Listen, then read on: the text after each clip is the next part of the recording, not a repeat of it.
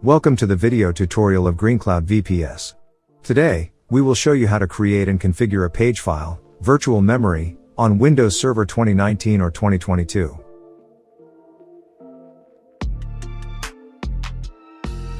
First, connect to your RDP server. Open the Run dialog box. Next, type the following command and hit OK. Continue to navigate to the Advanced tab.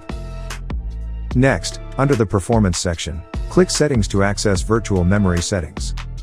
In the Performance Options window, switch to the Advanced tab. Under Virtual Memory, click Change.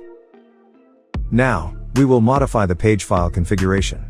First, uncheck Automatically Manage Paging File Size for all drives.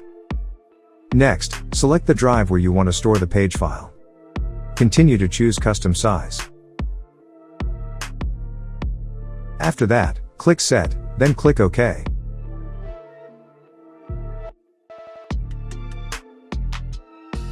Now, restart the server to apply the changes.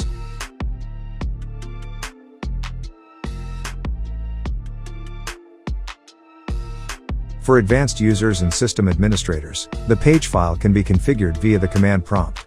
First, open the command prompt. Next, we will set a custom page file size. To check if Windows is automatically managing the page file, run the following command. You can disable automatic management with the following command if it is set to false.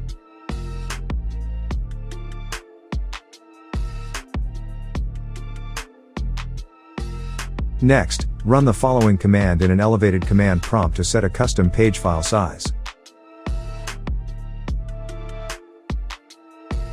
Now, use the following command to restart the server and apply the changes.